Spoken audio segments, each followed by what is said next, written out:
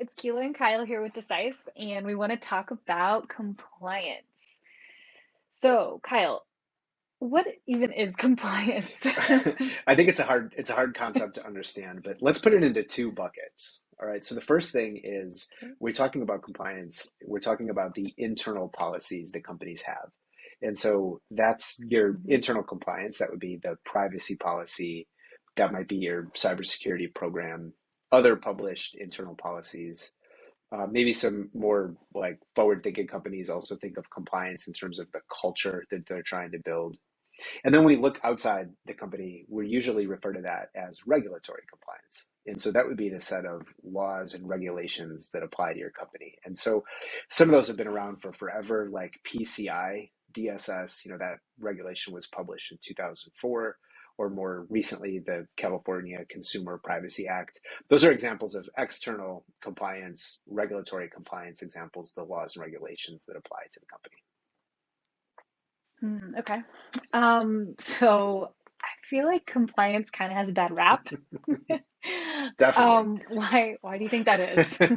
Well, I just think it's a scary topic for a lot of people. I don't think it's well understood and it's scary. And so when you work inside a company and you hear I have to meet with a compliance auditor or someone from the compliance department, it's already like, oh no, oh no. And Hmm. for many ways, it's a little bit unorthodox. Compliance stems from the ability to prove that you did what you said you were going to do. And that tends to be a little bit easier. What's harder is the other side of the coin, where you're trying to prove that you didn't do something wrong. And so it's a little bit of an unorthodox concept. And in general, I just think it's scary. Nobody wants to sit across from somebody that's a compliance auditor, period. Like they're not inviting them to the birthday parties, they're not hanging out with them. So it's a scary topic for folks that don't work in the field. On top of it being scary, I kind of feel like it's hard also. So, what makes it so challenging? Well, there's this inherent friction inside of most companies. Compliance in some respects does block the idea of people over process. Lots and lots of companies Mhm. push to get decision making in hands of the people that are responsible for a certain process or a certain function or a certain application. And then when compliance enters the fold, it's like, okay, so now I have a big system of rigorous requirements that I have to adhere to. And again, if you don't really understand the idea of compliance to begin with, and it creates this inherent friction, sort of autonomy versus compliance. It makes it really hard to create effective and efficient systems that allow you to demonstrate your compliance and at the same time allow employees to feel like valued and having empowerment and being able to do what they want to do. And especially like in the COVID era, like more and more work is done remotely, and people have different styles of doing their best work. And so there's just this friction of I want to do my best work where and when and however I feel I can do it, focused on outcomes. And then, oh, by the way, let's talk about the systems and processes that you have to adhere to. And that creates some tension and frustration and makes it hard. Yeah, absolutely. I guess what are some ways that companies can do better at this? Like we know compliance is important. We know we need to adhere to the various laws and regulations, but how can they do this better? Yeah, I mean, it's not meant to be a controversial statement, right? Like we are going to adhere to the laws and regulations that apply to our business. That's not meant to be controversial at all. Um, but like, where some companies fall down, I think, is that they try to create behemoth, these mega compliance systems. Mhm. And instead, I think it's like worthwhile to take a look at some other disciplines and some other fields. And so today, I think we're going to talk a little bit about some of the ways that agile software development actually that same sort of mentality, that same kind of ethos is really relevant to establishing and building like lean, but iterative and effective compliance systems. Okay, that's interesting. So you're applying an agile software principle to compliance. How are you equating those two things? Actually, they're more similar than you might expect. And so here are a few of the ways. So the first thing, whenever you're approaching like developing and deploying a new piece of software, defects cost more the later in the software development lifecycle that they're discovered. And that's the same thing with controls. A control is how you demonstrate your adherence to a compliance requirement, just like you do any other software requirement. Yeah. And designing and implementing those controls early in the life cycle costs less. Another Okay. similarity is like a ruthless focus on optimization. Software engineers will tell you if I have to do it twice, I should have automated it the first time. And so Mm-hmm. compliance is really similar. Like you can look to cut waste by automating as much as possible. And compliance controls can and should be automated to the maximum extent possible. Like if just inherently, if you're going to have humans touching and manually doing something, you're going to be susceptible to mistakes. That's what we humans do. So an automated control Yeah. is always better than a manual control. That's really, really similar to software as well.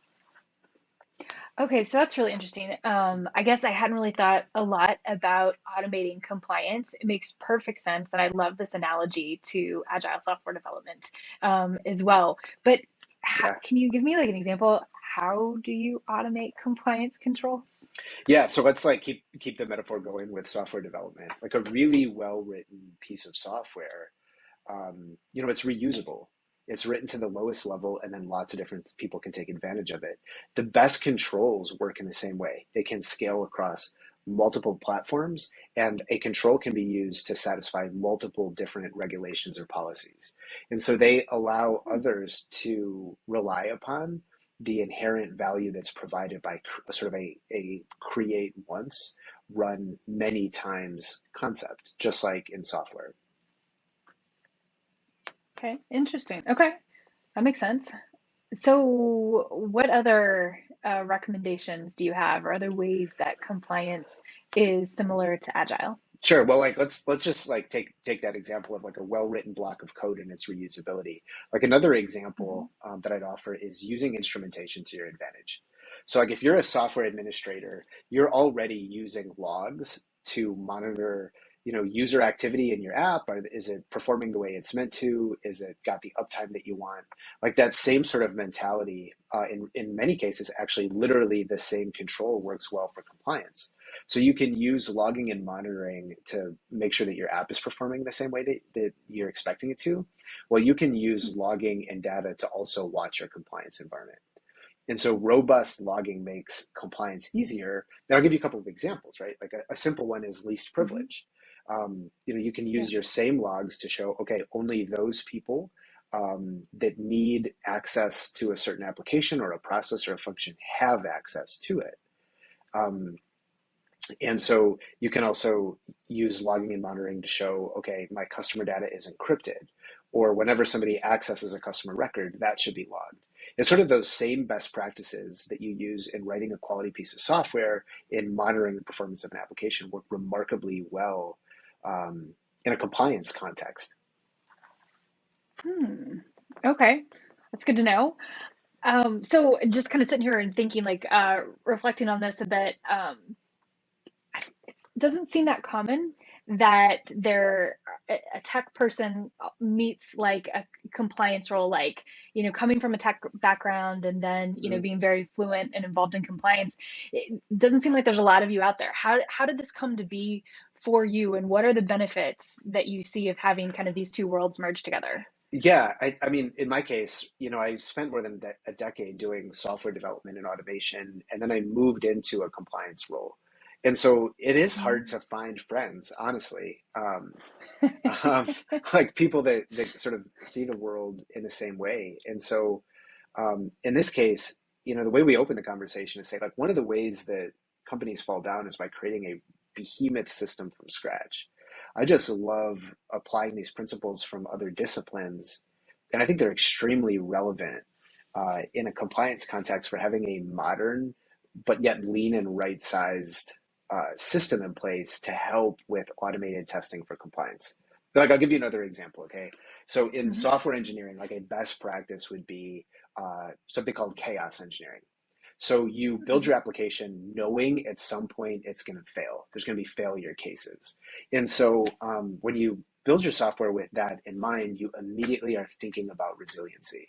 You'll weave resiliency into your application because you're anticipating, okay, my server might go down, or my hardware might fail, or maybe I'll get some burst of users at a certain point in time, and it's going to, apply pressure on compute. Well, it's the same kind of idea in compliance. Like spending the time to think about those failure cases, those edge cases, and anticipating how you would respond to them. Like that is such a leading practice because then you can build this sort of inventory of controls that anticipate how a process or a system is going to get pressure into the compliance environment. And if you think about that early and you weave that thought process into the process itself, like you're going to be able to be more resilient. You're going to be able to present more robust evidence of compliance. And that's really, I think, like what distinguishes um, like a more manual, larger, um, almost like a monolith compliance environment versus what we're talking about here is trying to build something that's more modern, it's more tech centric, it's leaner and more right sized. Is this idea of like I can um, use technology to my advantage by applying that same sort of mentality into compliance. And so like that's why I got into the field. You know, every company pretty much is a digital company. You know, Right. like like my background primarily in banking, finance, insurance, like that's a digital product. There's no packaging, shipping, distribution. Like the product itself is inherently digital. And so the compliance Right. environment has to take advantage of best practices that are proven in decades in technology to allow that compliance system to be just that much more effective. And ultimately, if employees see the value in compliance and they understand how they can adhere, and in many respects, what we're talking about are technical folks, technical engineers, your buy-in is going to go way, way up because it's going to feel just like other APIs that they use or logging and monitoring to collect and centralize evidence. Like that's something I think engineers and tech folks in particular can get behind because it's how they already do their work now. And that's what I love about it. Well, this is awesome. Oh, thank you, Kyle, for sharing your insights around this. I love the concepts of tech meets compliance. This has been really great. For anyone who wants to continue discussion or learn more, you can find us at deciseglobal.com. Thanks Thanks, for Keela. listening. Thanks. Okay, Bye. bye.